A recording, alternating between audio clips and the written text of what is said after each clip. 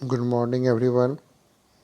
आज मैं आप लोग को इंडिसेज का कुछ और जो क्वेश्चन इम्पॉर्टेंट है वो डिस्कस करने जा रहा हूँ। इसको स्टार्ट करने से पहले आप इसको चैनल्स को सब्सक्राइब, लाइक और नोटिफिकेशन बेल को ऑन ज़रूर कर ले ताकि अधिक से अधिक इम्पोर्टेंट क्वेश्चंस आप लोग के पास आसानी से आ सके। ये क्वेश्चंस है, find the value of k by 1 minus x to the power a minus b plus k by 1 minus x to the power b minus a। तो आपको एक जो इंडिसेज का रूल है ये पता है से, जब पावर में सब्ट्रैक्ट हो तो वो क्या होता है, जब वो डिवाइड के कंडीशन में ही सब्ट्रैक्ट होता है। तो इसको हम x का पावर a माइनस बी को ऐसे लिख सकते हैं, x का पावर a डिवाइडेड x का पावर b, ये लिख सकते हैं। और इसी को हम इसी कॉन्सेप्ट को यहाँ पे यूज करेंगे। तो आइए हम क्वेश्चन में चलते हैं। इसको x का पावर a माइनस बी को x बाई बी लिख सकते हैं। फिर 1 minus x by b by x by a लिखेंगे। फिर ये जो इसका डिनोमिनेटर में है इसको पहले हम सॉल्व करेंगे। इसका एलसीएम लेंगे, x का पावर b आएगा। फिर इसको ऊपर मल्टीप्लाई में जाएगा, x का पावर b माइनस एक्स का पावर a। फिर इसका भी एलसीएम x का पावर a। इसको हम जब सॉल्व करेंगे तो x का पावर a माइनस एक्स का पावर b आएगा। अब करना क्या है, ये जो है ये तो फ्रैक्शन में है, ये x के पावर b को हमको जब इसको हम सॉल्व करेंगे तो ये डिवाइड में आएगा, मल्टीप्लाई में चेंज करेंगे तो ये ऊपर आएगा। इस तरह से ये लिखा जाएगा x का पावर b के बाई एक्स का पावर b माइनस एक्स का पावर a प्लस एक्स का पावर a के बाई एक्स का पावर a माइनस एक्स का पावर b। तो ये जो डिनोमिनेटर है वो डिफरेंट है। तो यहाँ पे हम एक चीज़ सोच सकते हैं से, अगर इसमें का हम माइनस कॉमन लेंगे तो माइनस टर्म प्लस हो जाएगा और प्लस टर्म माइनस हो जाएगा। इट मीन्स यह जो प्लस है वो माइनस हो जाएगा, तो हमको आसानी होगा। तो उसी कॉन्सेप्ट को हम यहाँ पे फॉलो करेंगे।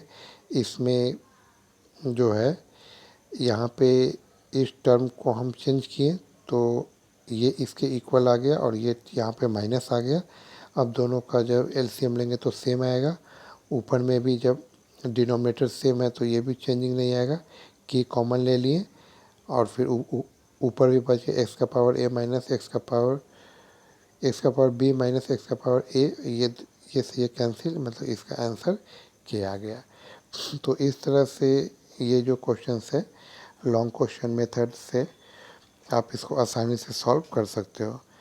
अब नेक्स्ट क्वेश्चन है, इफ़ x का power y into Y equal to 1215 where x and y are element of natural numbers and then natural number x not equal to 1 and y not equal to 1, then find xy।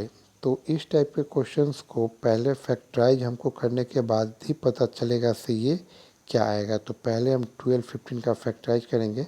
तो factorise करने पे ये factorisation form में इस तरह से आएगा से 3 5 टाइम्स है और 1 5 है। तो इसको हम 1215 को 1215 इक्वल टू 3 का पावर 5 इंटू 5 हम लिख सकते हैं। अब आते हैं क्वेश्चन पे दिया हुआ है x का power y into Y equal to 1215। तो इसके जगह पे जब हम यहाँ ये लिखते हैं तो करस्पॉन्डिंग टर्म्स को हम कंपेयर कर सकते हैं, मतलब x का पावर y और 3 का पावर 5 और ये यहाँ y तो वो y यहाँ पे है तो ये 5 तो ये 5 यहाँ पे। इट मीन्स इस तरह से कंपेयर करने पे हमको पता चलता है से x जो है वो 3 आएगा और y जो है वो 5 आएगा। फिर x y का वैल्यू निकालना है तो हमने निकाल दिया, ये 15 आ गया। अब है नेक्स्ट क्वेश्चन, इफ़ 8 का पावर x का पावर y, इफ़ ये 8 का पावर x का power y equal to 4096 where x and y are positive integers and x not equal to 1। तो इसको शो करना है से या तो x इक्वल टू वाई होता है या फिर x ग्रेटर देन y होता है। ये तो ये किस कंडीशन में होगा। तो इसमें भी आप पहले इस 4096 को फैक्टराइज करो, तो ये फैक्टराइज करने पे 2 का पावर 12 आता है। तो 2 के पावर 12 को यहाँ पे सोचना है से हम कैसे लिखें से यह इस फॉर्म में आए। ठीक है, तो 4096 को 2 का पावर 12 लिख सकते हैं। तो इसको हम यहाँ 8 का पावर x का पावर y है, तो 8 लाने के लिए इसको 12 को 3 इंटू 4 के टर्म में लिख सकते हैं। 8 मीन्स 2 क्यूब का होल पावर 4 हो जाएगा, और 2 क्यूब करेंगे तो 8 आ जाएगा। अब 4 को 2 का पावर 2 लिख सकते हैं, क्योंकि ये जो पावर आपस में मल्टीप्लाई नहीं होता है, ये 2 इंटू 2 ही रहेगा। तो अब यहाँ पे x और y 2 का पावर 2 जब किए, तो इस कंडीशन में x और y इक्वल आ गया कि नहीं, तो एक कंडीशन को सेटिस्फाइड कर गया। दूसरा कंडीशन बोला x ग्रेटर देन y, तो ये जो 4 है इसको हम 4 का पावर 1 भी लिखेंगे, फिर भी इसका वैल्यू में चेंजिंग ये नहीं आएगा। तो अगर x को ग्रेटर, अगर हमको प्रूफ करना है यहाँ पे x को ग्रेटर, तो इस कंडीशन में हम ये लिख सकते हैं से 8 का पावर 4, 4 का पावर 1, इस तरह से यह जो क्वेश्चन है हमारा सॉल्व हुआ। अब है क्या, ये भी बहुत इम्पोर्टेंट क्वेश्चन है, अब ध्यान दो। इफ 3 का power minus x equal to, if 3 का power minus x equal to 3000, then find 10 का क्यूब इंटू 3 का पावर 2x प्लस 3। ये 4 ऑप्शन दिया हुआ, इसमें से ये क्या होगा। तो आप 3 का पावर माइनस एक्स को 1/3 का पावर x लिख सकते हो, इक्वल टू 3000। फिर इसको रेसिप्रोकल करेंगे तो 3 का पावर x इक्वल टू 1/3000 लिखा जाएगा।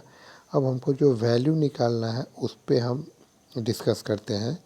तो 3 का पावर 2x को हम ऐसे लिख सकते हैं 3 का पावर x का होल स्क्वायर, क्योंकि ये जो अगर ब्रैकेट के अंदर रहता है तो वो आपस में मल्टीप्लाई हो जाएगा। अब हमको 3 के पावर x के फॉर्म में इसलिए लिखेंगे क्योंकि यहाँ जो वैल्यू है वो 3 का पावर x का ही दिया हुआ है। तो अब 3 का पावर x का वैल्यू 1/3000 का ये स्क्वायर, तो 1/3000 का स्क्वायर जो है वो हम ऐसे लिख देंगे। अब ये 000 से आप इसको 000 को काटो, फिर 3 3 9, 9 3 27, ये 3 आ गया। It means 3/1000। तो 3/1000 को आप 3/10 का क्यूब लिख सकते हो, और जब ये ऑप्शन के अकॉर्डिंग आएगा तो 3 इंटू 10⁻³ हम ये लिख सकते हैं। तो इस तरह से हम लोगों ने बहुत ही यूनिक क्वेश्चन जो है वो सॉल्व किया। फिर इसके बाद आप ये देखो, नेक्स्ट क्वेश्चन है, इफ़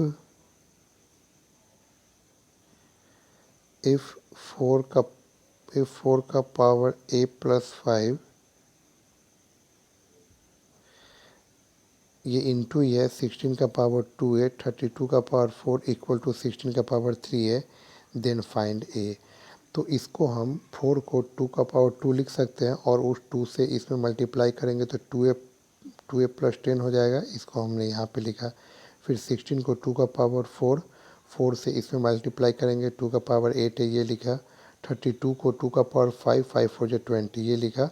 फिर 16 को 2 का पावर 4, 4 3 जो 12 है।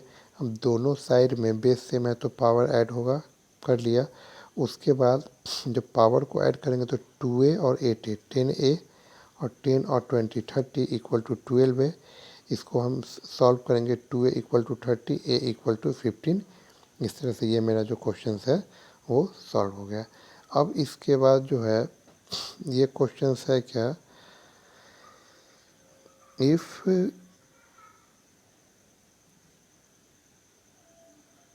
इफ़ x प्लस y का cube equal to 1331 and x minus y का power 5 equal to 243, then find x square minus y square. ये 4 ऑप्शन दिया हुआ, इसमें से क्या होगा।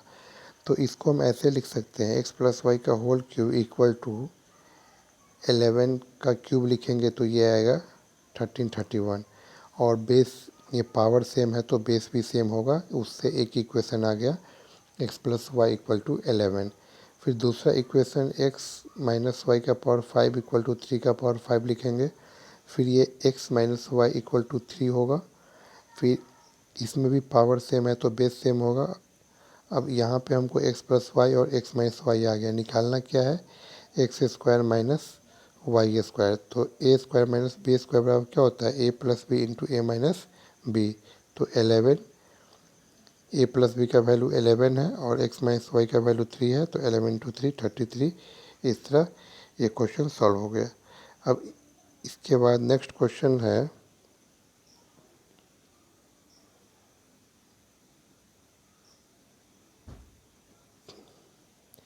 इफ़ 3 का power 2x minus 16 equal to 4 का power 3x minus 24 find x। ये जो है इसमें x का वैल्यू निकालना थोड़ा सा क्रिटिकल लग रहा है क्योंकि यहाँ पे बेस जो है वो डिफरेंट है, बट ये इक्वल हो सकता है जब इस दोनों का जो पावर हो क्या हो जीरो हो, ये भी जीरो हो ये भी जीरो हो। क्योंकि किसी भी बेस का पावर अगर जीरो होगा तो उसका वैल्यू 1 आ सकता है। इट मीन्स हम इसको ऐसे लिख सकते हैं 2x minus 16 equal to 3x minus 24 equal to zero. It means इस दोनों को इक्वल करके या फिर जीरो के इक्वल करके हम x का वैल्यू निकाल सकते हैं। तो 3x माने लाइक टर्म को एक साइड कीजिए, 3x minus 2x equal to 24 minus 16 x equal to 8, या फिर हर एक टर्म को जीरो के इक्वल करके भी करेंगे तो 2x minus 16 equal to zero, तो 2x equal to 16 x equal to 8, या फिर 3x equal to 24 x equal to 8। दोनों ढंग से जो है वो सेम आएगा, तो इससे इसका जो आंसर हो जाएगा 8 होगा। अब है सबसे लास्ट क्वेश्चन, इसमें है क्या if x y z equal to zero then find एक का पावर एक्स का whole power z y plus एक का पावर वाई का whole power z x plus एक का पावर जेड का होल पावर एक्स वाई। तो इसको हम जब इसके पावर को मल्टीप्लाई करेंगे तो ए का power x y z plus a का power x y z plus a का पावर एक्स वाई जेड हम लिख सकते हैं।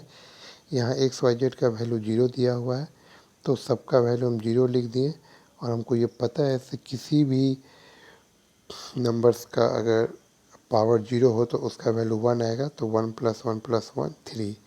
तो इस तरह से हम लोगों ने कुछ डिफरेंट क्वेश्चंस जो MCQ था और कम्पिटिटिव व्यू से बहुत ही इम्पोर्टेंट था वो डिस्कस किया। अगर फिर भी इसमें आपको कोई डाउट हो तो नीचे कमेंट बॉक्स में कमेंट ज़रूर करें। Okay, thank you.